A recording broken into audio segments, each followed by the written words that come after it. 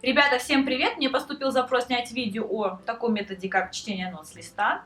Все, наверное, прекрасно знают, что свободное чтение нот с листа – это один из самых необходимых предпосылок вашего музыкального развития.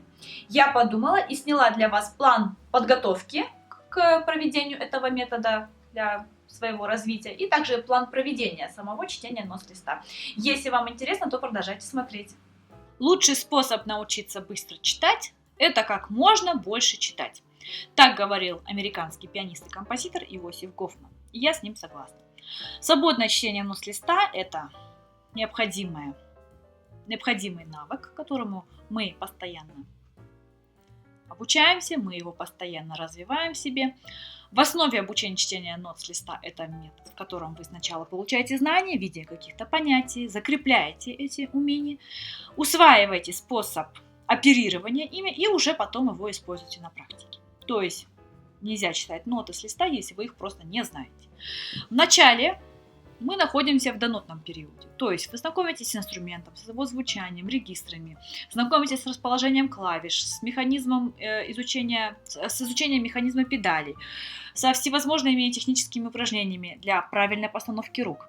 Каждому я дала бы рекомендацию завести умную тетрадку, в которой будут фиксироваться все правила и музыкальные термины, чтобы вы не все держали в голове, да, а могли иногда ее немножечко проветрить для того, чтобы заниматься больше практикой, а не просто запоминанием терминологии. Дальше мы уже проходим с вами в нотный период. Здесь у вас вы знакомитесь с нотами, вы знакомитесь с метром, с ритмом, с длительностями нот и пауз, с интервалами, знакомитесь с терминами музыкальной выразительности. Далее вы уже входите в сферу практическую.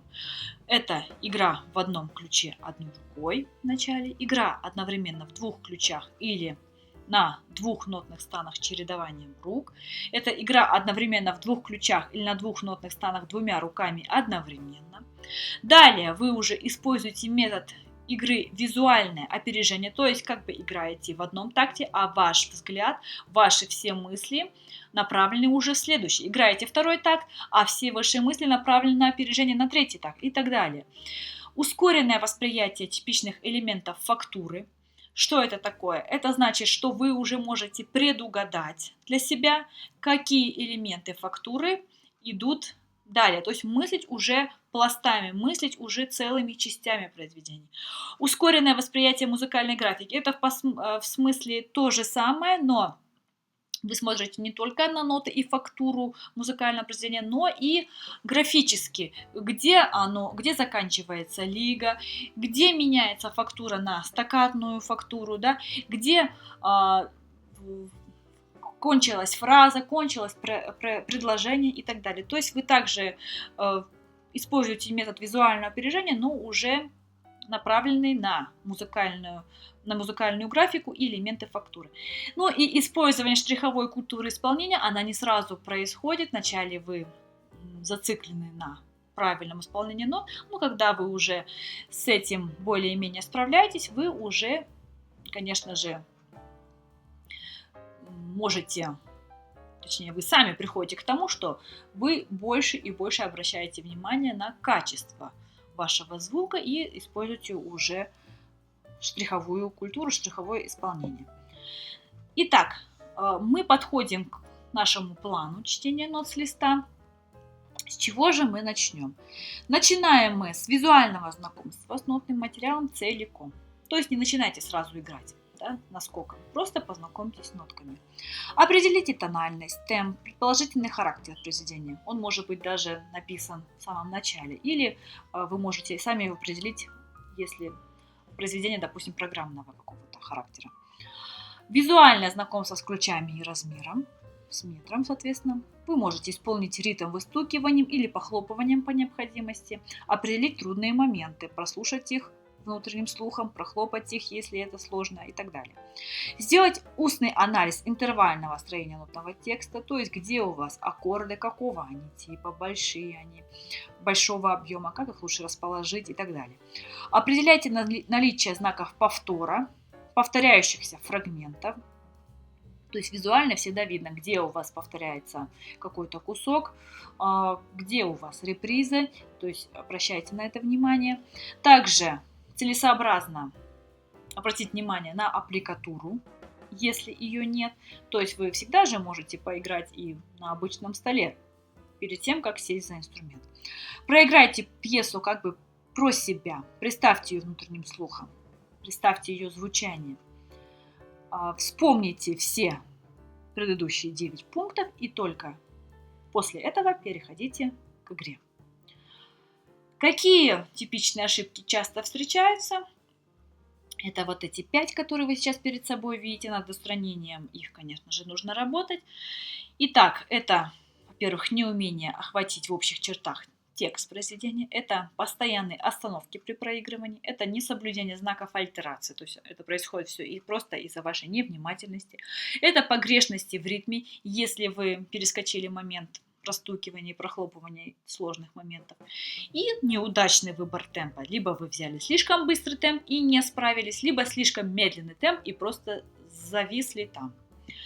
Как вы видите, процесс чтения идет от целого к деталям и опять к целому.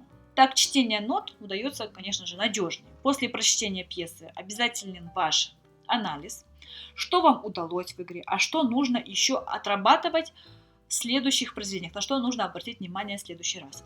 В результате наблюдения с течением времени выявилась одна из наиважнейших проблем в обучении музыки – это проблема освоения тональности.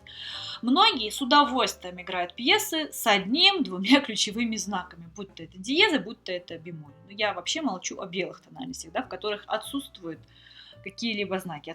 Но как дело доходит до тональности с большим количеством ключевых знаков, так начинаются проблемы. Для более успешного прохождения я предлагаю вам, конечно же, лестницу тональности, то есть наглядность, которая описана в квартоквинтовом круге. Обязательно пройдите эту тему. У меня есть курс музыкальной теории для тех, кто занимается для себя и в удовольствие. Если вы не знакомы с тональностями, то с ними очень просто ознакомиться в уроке. Я не помню, под каким он счетом, я ссылочку оставлю внизу, но как раз мы проходим там понятие гармонизм, мы проходим как раз квартоквинтовый круг. Если вам интересно, то ссылочка внизу. Пьесы для чтения нот с листа подбираются, конечно же, заранее. Отбирайте яркие, запоминающиеся образцы, чтобы вам было интересно. Фактура произведения, то есть она может быть различна, она может быть прозрачна, она может быть со своей логикой расположения и развития. Для того, чтобы не играть по слогам, все элементы музыкального языка должны быть вам знакомы. Они должны быть усвоены вами заранее. Вы должны быть с ними просто навсегда знакомы. Для развития слуха предпочтительно чередовать и мажорные, и минорные произведения. То есть от простого к сложному и разнообразное по мере возможностей. Как вы поняли из этого видео, игра с листа, она представляет собой воссоздание средствами фортепиано предварительного музыкального образа, который возник в вашем сознании при взгляде на ноты. И уже когда вы создали взгляд в своей голове, создали его в вашем сознании, вы уже можете перенести его на клавиатуру. Систематическая работа в этом направлении позволит вам со временем самостоятельно читать незнакомые музыкальные тексты и даже давать им образную характеристику. Если вы над этим работаете, то вас всегда ждет успех в вашем музыкальном развитии. Делитесь вашим мнением внизу в комментариях, мне будет очень интересно почитать. Ставьте лайки, если информация оказалась для вас полезной, подписывайтесь на мой канал. Всем пока!